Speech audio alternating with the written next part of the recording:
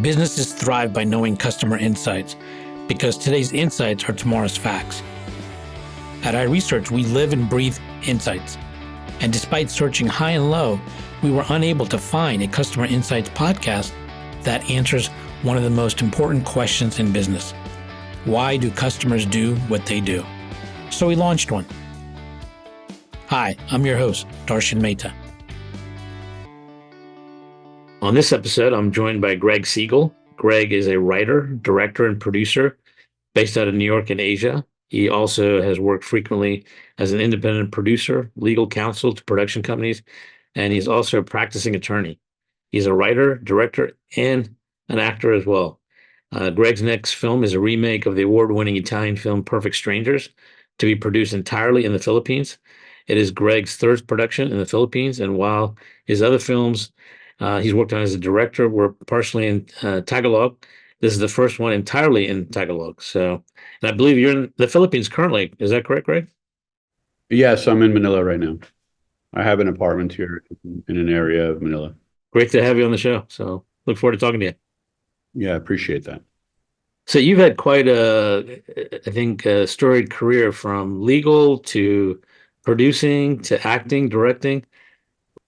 Yeah, acting is kind of a recent.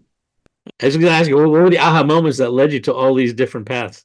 Well, it's definitely like as Robert Frost would have put it, a little bit of the path less taken, right? The path less chosen. Even from university, I had what I think you refer to as an aha moment, which is out of high school, I did very well in high school, although I didn't try that hard, but I was able to get into what was called a potted ivy. It was a school called Wesleyan University. It's a very prestigious liberal arts university in Connecticut, very competitive to get in. And then I spent a year there. And then in the summer, when I went back to New York, I took a job in a retail clothing store.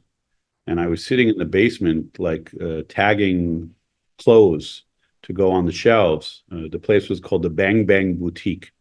And the Bang Bang Boutique had a basement, and I would sit in the basement and tag the clothes to be put on the shelves. And I was just thinking about the year in university that I'd spent and how I didn't think that I was really on the right path for myself anymore. So sitting in that dark little room, I made a decision that I was going to leave that university that I'd worked, fairly hard to get into, and go to a place that would be a lot less expensive, a state university in New York, to save my money for grad school, which would be law school.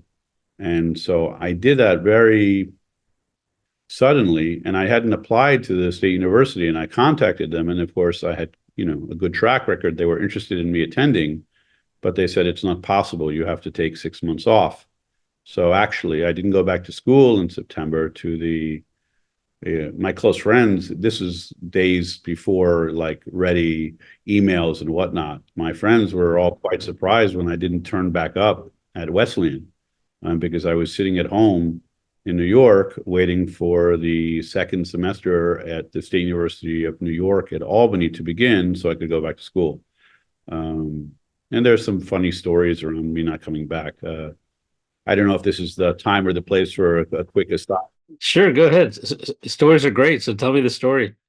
One of my best friends in the first year was a Chinese national, and he had come to Wesleyan from Beijing.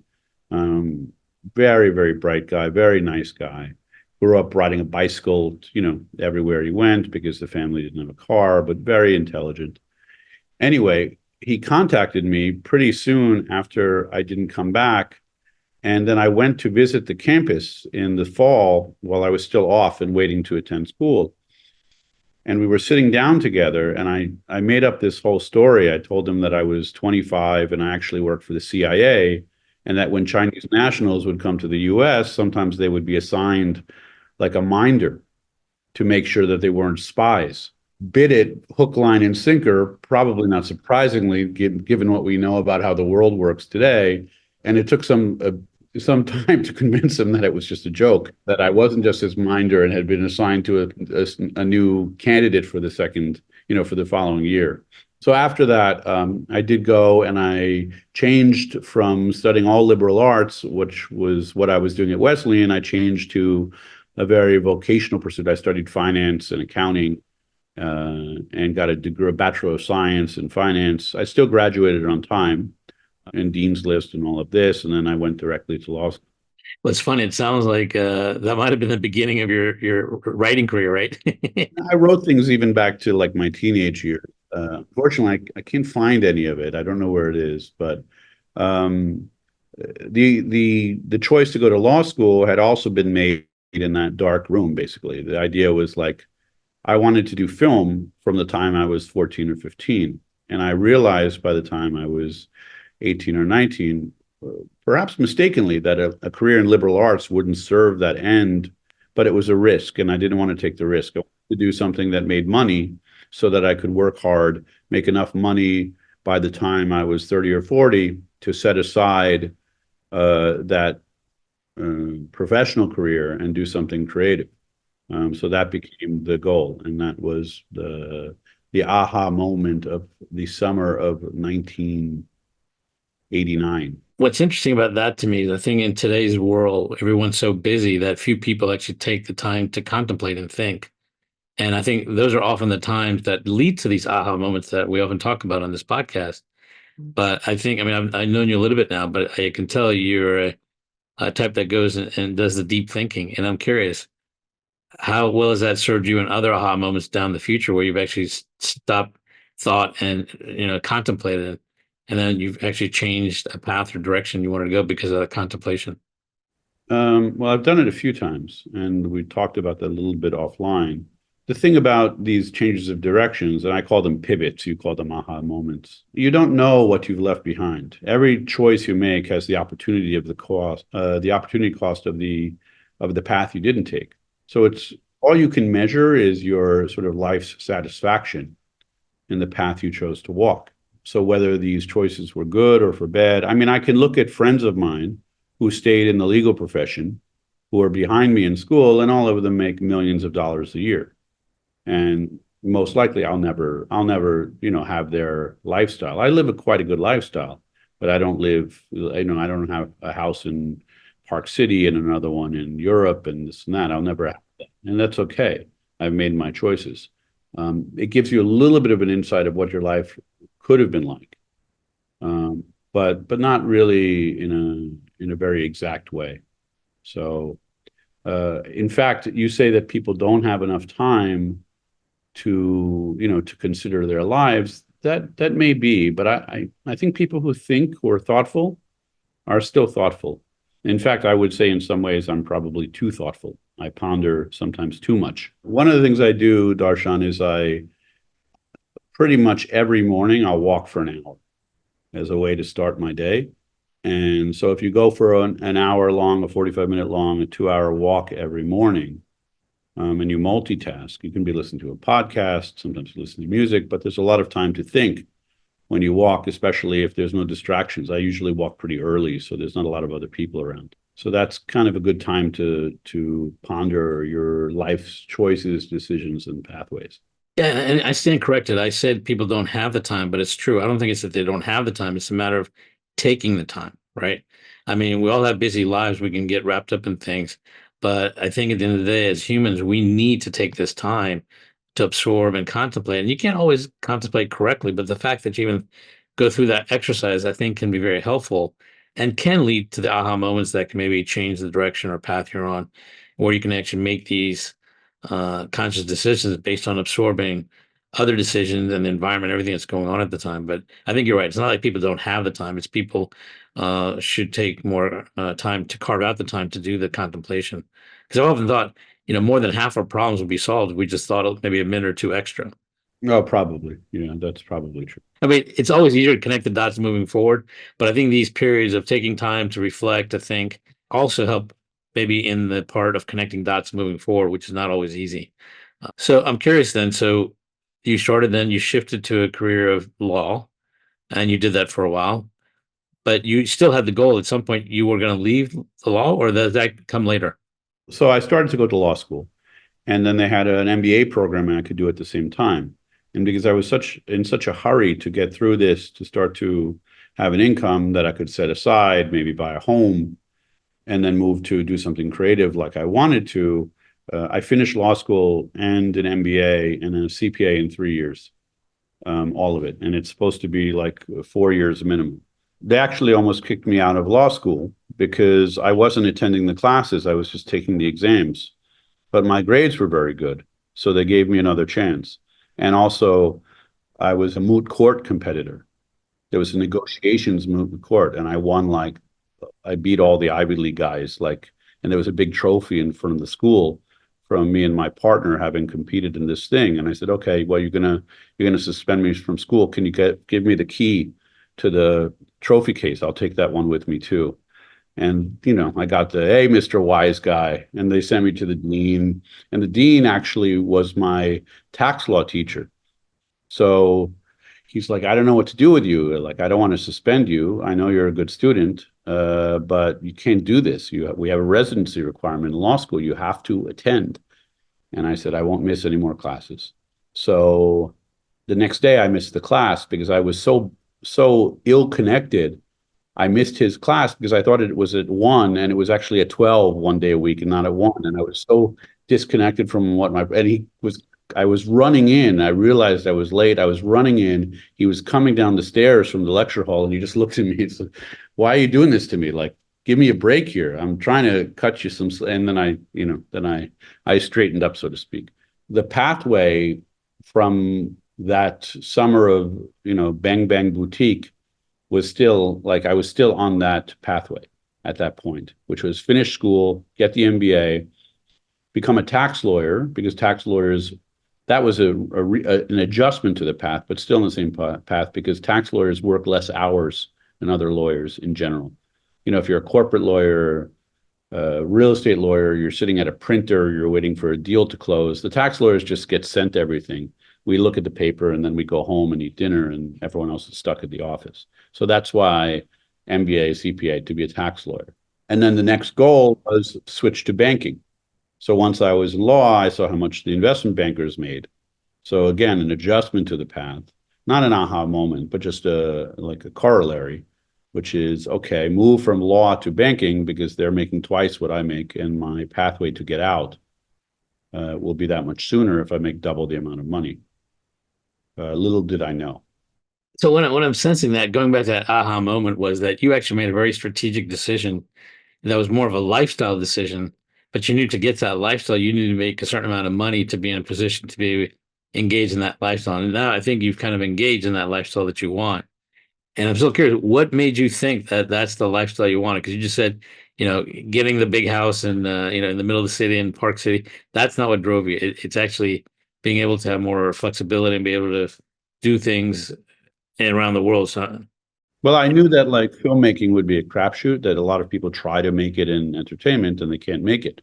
I didn't know whether I would be one of those people or would I be successful or would I have the aptitude. Now, it may be that if I just finished at Wesleyan, I could have gotten a low-level job at a production company in Hollywood. And in fact, there's a screenwriter who I went to school with named Akiva Goldsman who produced a bunch of Tom Hanks movies. So there are people that came out of like, the school at the same time I was there who went on to be quite successful. Um, Wesleyan did have a kind of famous film department because there was a famous film historian who was the head of the film department. But that was a riskier path, and it wasn't the one I chose. So I went this vocational way, said, okay, let me make money, let me put it aside.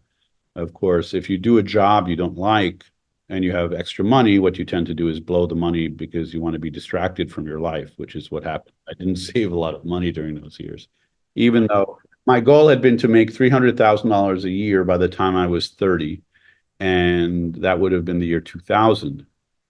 By the year 2000, I made $380,000 a year at the age of 29.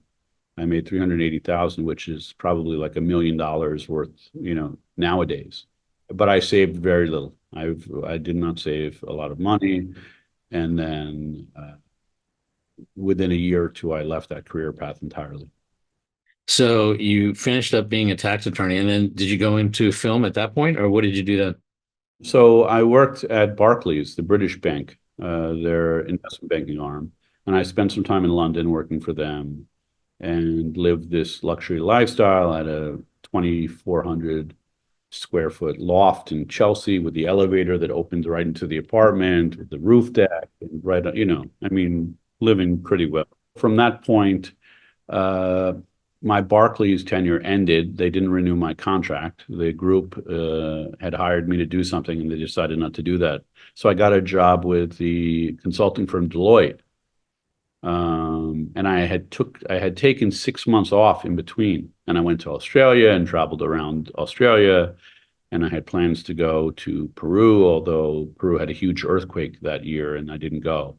Um, but Went back. I worked for Deloitte. Predictably hated most of the people I worked with. Was super bored, and then went into work one sunny September morning, and I was sitting.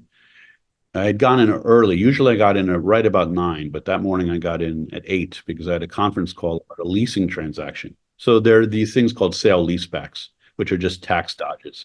I sell an asset to you and you lease it back to me so that uh, that we both can get deductions basically on the asset. Dodge. This was a cross-border one, so it had other bells and whistles on. So I was in the office early, and it was about 9. A friend of mine that worked there, we had lunch like every day, and she was always late. And she called me at 9:05, and she said, I saw her number on my phone, and I said, "Oh, you're Elizabeth, you're late again." And she said, "What's happening down there?" And I said, "What are you talking about?" And I worked in Battery Park City.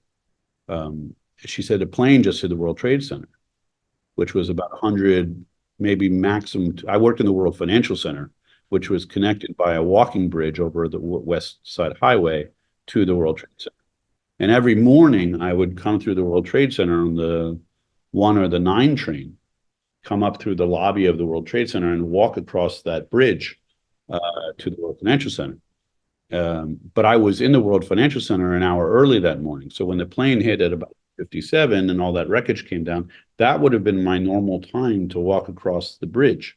But instead, I was doing that walk at 7:55 because I had to be in my office at 8 for a conference call because we didn't do the conference calls at home back then. Nowadays I would have done it at home. So I was in the office early, and that probably, I mean, certainly saved me some trauma, if not saved my life.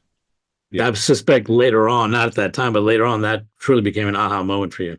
Yeah, well, it was a trigger point for another pivot, which was, okay, you had this plan where you're going to make this amount of money by this age and do these things. What if you're not around? What if you don't have a longevity in the world? What if you don't even make it to that? What if you get to 40 and it becomes 45 or 50? Or what if you make it, but you're not around that much longer after that? Why would you prolong or delay that period of time between now and what you really want to do, to spend your life for another 10 years or so? And so that was a trigger point to pivoting again away from, okay, I'm going to save as much money in jobs I hate for the next 10 years. And instead, I'm just going to start to do what I want to do now. It wasn't the moment I changed. It was the little ember that started the fire, if you will. Quite a big ember, but not, yeah, for the idea. Yeah. It's no ways, it's not like you accelerated the process of where you wanted to be in the first place and not worry about the master plan to get there, but just get there faster and just make it happen one way or the other. Yeah, but working without a net, so to speak. The safety net was the money in the bank or owning a home somewhere. That was a logical, strategic way to do it. But then the other way to do it is, right, necessity is the mother of invention, right? Well, I still had a job. I still had to work with Deloitte, and I could have stayed there and put my nose to the grindstone and ignored the people I didn't like and the work I didn't like. Basically, I worked for a very high-end group that sold tax shelters to very big companies. So it wasn't like the work had like meaning beyond like the revenues to Deloitte. Basically, we would go to a company and look at their financial statements and say, oh, we can lower your tax burden here, set up a company there, do these trades, do these activities. No one benefited. except, the company's bottom line. It's not God's work, let's just say that. But I think those are the kind of moments like you had at 9/11, and then even, all of us had it in COVID. It brings the reality of knowing that our most precious resource is time. And what is it going to do with the time you're given? Because we don't know really, right? We have two clocks, a 24-hour clock that you and I have, but also a lifetime clock that none of us knows when that's going to ring the alarm. So it sounds like you accelerated that. So tell me then, as 9/11 happened, that triggered a whole nother pivot in thought process. So tell me about the rest of that process for you. So I was in a job, I was in a contract with Deloitte. I immediately was thinking, I don't want to be doing this anymore. How do I extricate myself in a graceful manner that doesn't leave me penniless at the same time? Because as I said, spare time was spent spending money for the most part. A lot of it was travel, or some of it was luxurious vacations. I lived in a fancy apartment. I wasn't doing a great job putting some money away. I had some put away.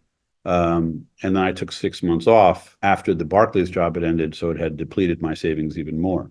But at the same time, I was unwilling. A friend of mine had just opened a restaurant on the Upper West Side of Manhattan on Columbus, 72nd between Columbus and Amsterdam, to be precise. And I had run like restaurants in law school in college as a part-time job, and then as a manager in Albany of a pizzeria. And he kept asking me, he was a high school friend, come down, let me know what you think. Like, we're trying to be efficient, we're trying to beautify the place. And I could come in, and I had a few ideas for him of like what he could do and how to build more of a business. And he kept inviting me. And finally I said to him, like, I'm here like 4 or 5 nights a week. If you want me to be your partner, I'll be your partner, but I can't just like, it's hours and hours and hours a week. So I would spend more and more time around his restaurant and less time worrying about Deloitte and Touche. But I was still there. I was still working there. And after in the aftermath of 9/11, they had moved to a hotel. I think it was a Sheraton in Times Square, which was not a great feeling because I had seen a lot of things on 9/11, including from a very close range, and people dying and whatnot. And now we're working in a hotel in Times Square, and there were still rumors of other attacks coming, of course, all the time. And I felt like Times Square was the epicenter of New York City. Now the World Trade Center was not there anymore. So I hated to go to work. I didn't like the environment. I didn't have an office. I shared a hotel room with somebody when I went in who, I didn't know. And I would just work from home. And they knew it wasn't in my heart anymore, and I knew it wasn't. And so eventually we agreed to just a separation agreement where I walked away from the job.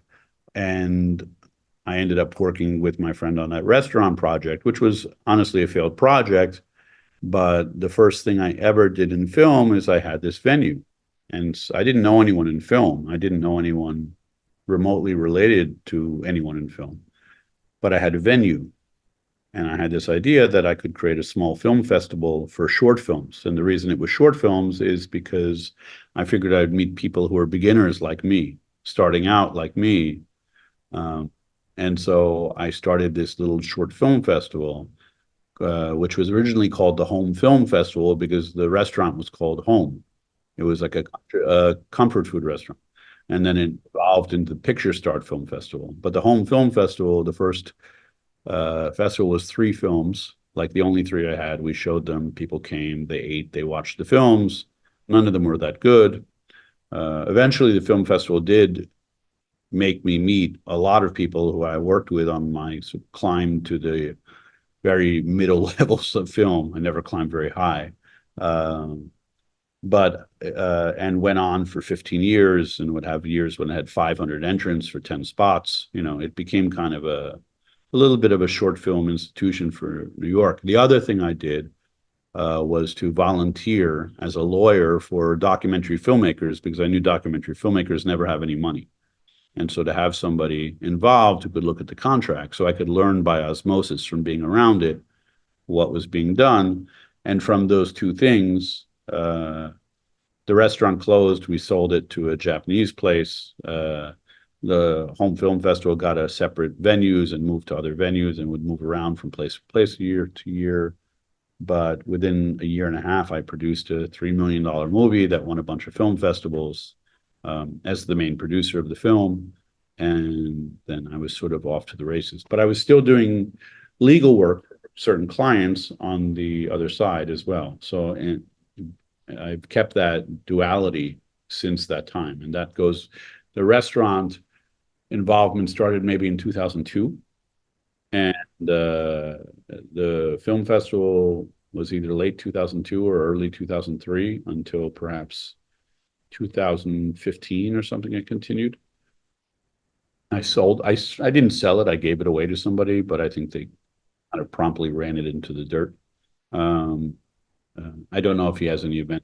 Now that you've pivoted and been in the film industry for a while, I'm curious, what are some aha moments that you've experienced now in the film industry as a producer, as a writer, and even as an actor that help shape where you're going now?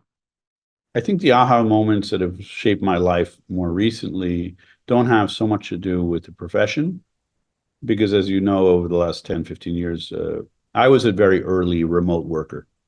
Like people started working remotely in large numbers, I would say, in the last 5 years. Um, I've been like a remote worker since 2012, maybe earlier than that. And I've lived abroad for every year except for one since 2000. I moved back to Park City, Utah to run a company for a year, a production company. And as soon as my contract ended, I left and I came back abroad. And I've lived in, I did the math recently. I've lived substantial amounts of time in 9 different countries. And I think I visited 106 now, but I've lived like a substantial amount of time in 9 countries. Uh, and so the big pivot actually was not about work. It was doing the same kind of mix of work, but living somewhere else. So my focus was not like, okay, how do I generate movie projects or work in the United States anymore? And there was a period of time actually that I was tired of the nepotism of the film business, where I went back and I left basically all of my entertainment law clients sort of behind. And I started to focus on technology companies, because technology companies are much more meritocracy based than entertainment, which is very filled with nepotism. And so spending time in Los Angeles, let's say between 2006 and 2010, 2011, the nepotism just drips from the trees. If you meet somebody 85, 90% of the time, it seems like they had some sort of relative or some college roommate, and that's how they got their opportunity. It was really hard to break in. So I was feeding around the edges. I was making a living. I was making some movies. But it got tiring, and then I had an opportunity to represent a company and then become their general counsel. And they were a very fascinating company in the green tech space. And so I moved over, and I would dabble in film, and what I was offering pro bono to documentary filmmakers who had a worthy film, but they couldn't afford counsel. So I was doing that for a while as a side thing. But I really moved away from doing any films until I had spent some time in Asia between 2013 and 2015 when I moved back to Park City to be the president of that company. Then, of course, I was fully in film again. And then even after I left, I started plotting, okay, well, now I'm 45 years old. I still haven't written or directed anything. I had second unit directed a movie, but it's not the same thing. And I was spending time in Southeast Asia, in Thailand, in Vietnam, in the Philippines, Indonesia. And having visited the Philippines, I said, wow, that would be a really inexpensive place to shoot a film. So my first idea was, let me figure out something to do here. Okay, I figured Philippines would be good. People mostly speak English, and the cost of living was super low. And I can raise 10% of the amount of money I would need to do the same film if it was set in North America. So I started to write something. It was 2015, 2016. And then So is that an aha moment? It's, sort of a logical choice, I think. But the idea to stay outside the US and the idea to go back for a year and then as soon as that contract was finished to leave again. And I had momentum when I was in the US. I mean, I was producing big movies. I produced movies with Natalie Portman, and I produced movies with Adam McKay and Will Ferrell's company. And I was involved in bigger things, but it still didn't make me want to stay in the United States. I had had a taste of living abroad, and I preferred it. And I'm sure, as your experience living abroad and actually living, not just visiting, but living, it's probably helped you a lot as a writer because as a writer, you have to wear multiple hats and perspectives. And so I'm curious, I'm sure you must have had some aha moments connecting your travel moments to writing. And how do you bring all that to writing and how's that really helped your writing? Well, the Expat, which is the first feature I wrote and directed, is very much a result of the travel to Philippines, to Indonesia. It's based in the Philippines, but the stories are that are embedded in there, the stories that happen to the main character, are a result of many, many conversations I had with people around different countries, mostly in Southeast Asia, but also in China. I lived in China for 3 years. What are the experiences that foreigners have when they move to an Asian country? What are the difficulties? What are the things that work out well? What are their advantages and disadvantages? And then I took all of those stories and amalgamated them into, a commercial thriller, if you will. And the thriller, that's the package. But really, when you come down to it, it's the thriller elements of the movie are a bit of a MacGuffin to move the story of this fish out of water forward. The fish out of water who falls in love with the local girl, this and that. It's mostly that's what the movie is more about. But it's, of course, I tried to wrap it up in a little commercial package, and you can see the movie on Amazon Prime now if you're in North America for free. The Expat. I'm curious, so now that you've lived abroad, what are some aha moments you can share to maybe others who've never lived in Asia or as much as you have in other countries that you've really learned as a result of living abroad that has really shaped your world perspective? To people who have lived here, to people who have not lived. People who have not had the opportunity to experience what you have, but now that you've done it, and you were to talk to a younger Greg and say, if you were to live in Asia, this is what might help shape your life, or some aha moments that you would share with, let's say, a younger Greg that at that time had not traveled as much. I've been asked that more times than I can count. And it doesn't really fit the theme of the story, but I tell everyone, and maybe the aha moment is you have to decide for yourself what you like, what works. Everyone, there's so many times I've been asked, oh, should I go to India or should I go to Vietnam or should I go here? And I always say yes, if you can afford to go, if it's, works for you. Don't listen to what I think about those countries. It's not relevant, like what I think. You have to go and experience it for yourself. I'm actually not asking you about the country or what I'm asking, that you lived abroad. What are some things you say, I would have never known this or discovered this unless I'd lived abroad? That kind of moment. I think for me, the aha moment is that I don't need a lot of things. I realize I've lived for 7, 8, 9 months out of a single suitcase. I have a computer, I have a phone, I have the necessary clothes. I have one nice set of clothes if I have to go to a business dinner and put on my lawyer hat, with a pair of shoes.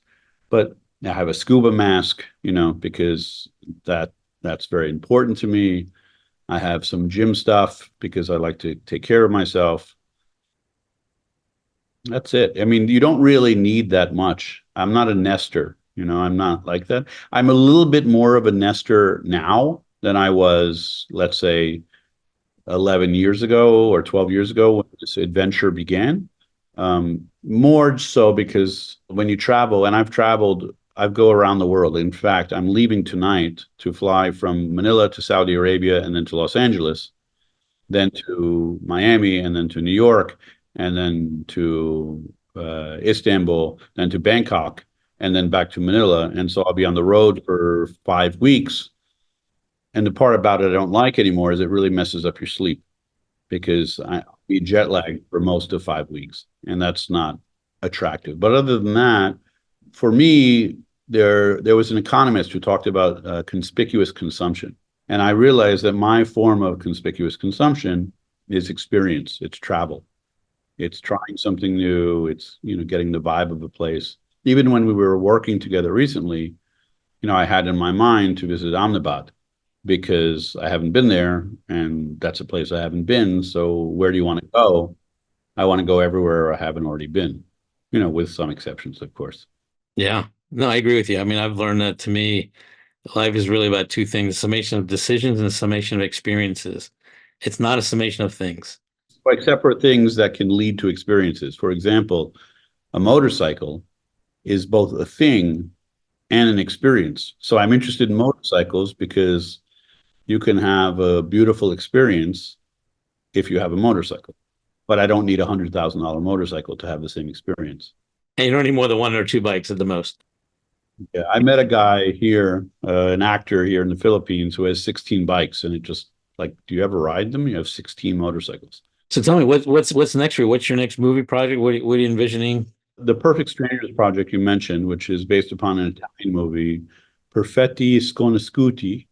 I'm not directing that one actually. We will bring on a Filipino director, a little bit of a change.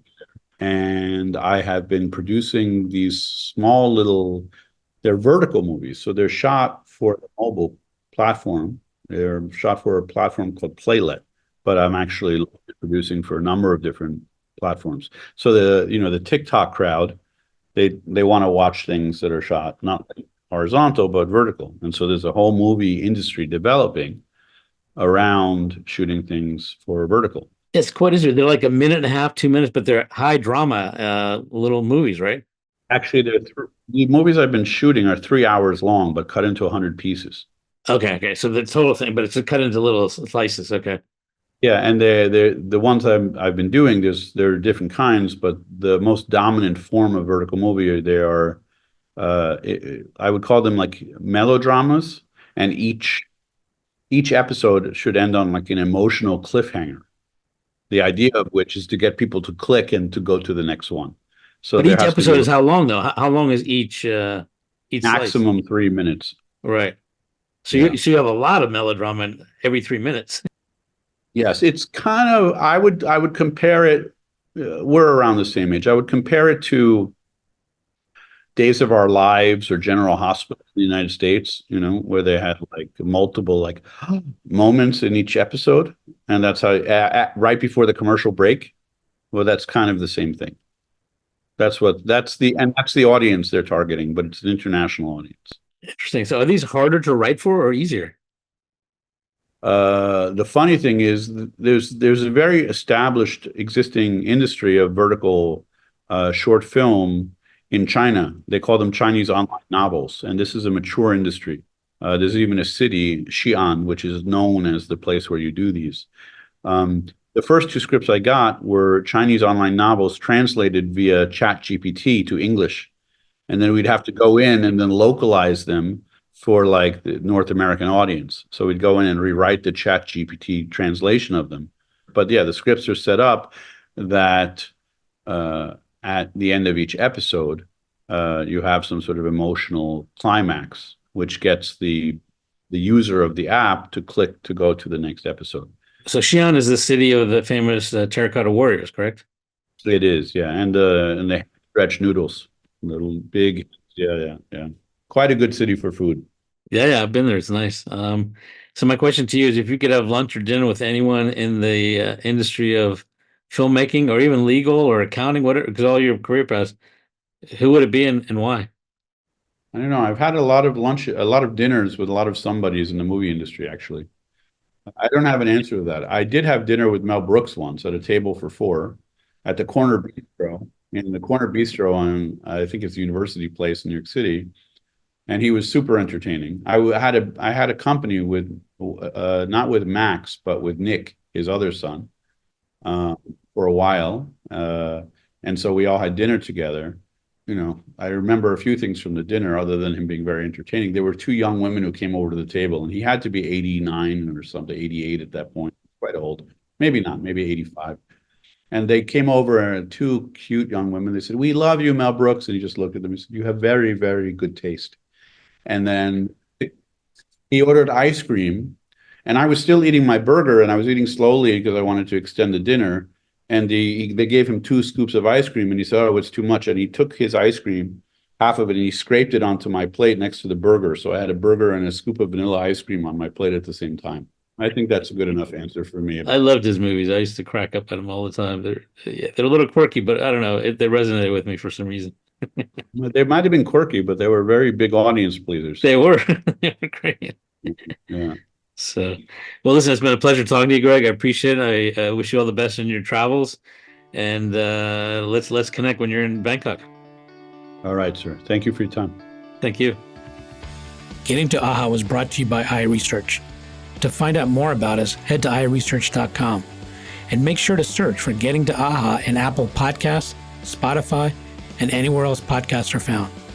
And don't forget to click follow to ensure you don't miss any future episodes. Thank you for listening.